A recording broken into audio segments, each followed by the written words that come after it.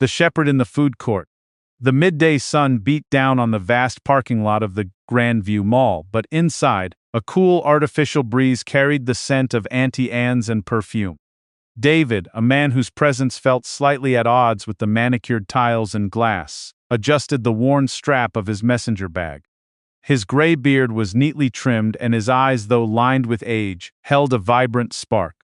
In his hand, almost as an extension of himself, he carried a small travel-worn Bible. He wasn't there to shop. David was there to talk about Jesus. He didn't set up a soapbox or launch into booming sermons. That wasn't his way. His method was simpler, far more organic.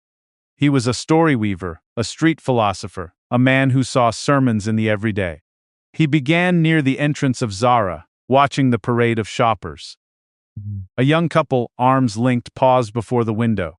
The young man, his brow furrowed, studied the mannequins. David approached them, a warm, easy smile on his face. "Choosing can be the hardest part, can't it?" he said, his voice a low, soothing hum. The couple glanced at him, initially startled, then disarmed by his gentle demeanor. The young woman, her curls cascading over her shoulders, smiled hesitantly. "You have no idea," her boyfriend admitted with a nervous laugh.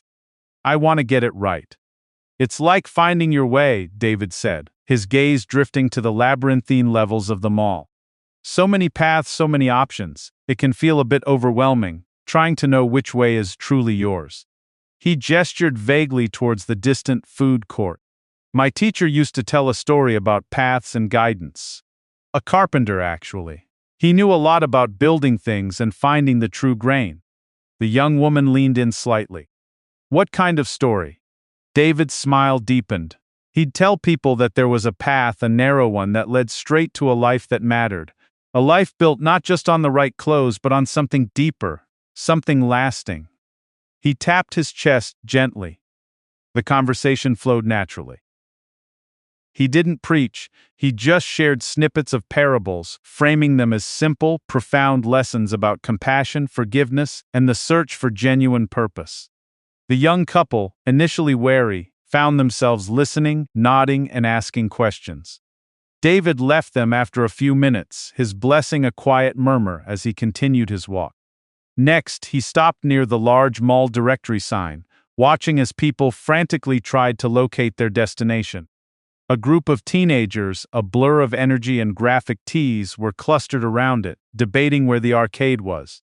David waited for a lull in their conversation. "Maps can be tricky," he observed, pointing to the sprawling diagram. "Easy to get lost, especially when you're looking for the high scores." One of the boys, with a mischievous glint in his eye, smirked. "Yeah, finding the top of the leaderboard is hard." David grinned.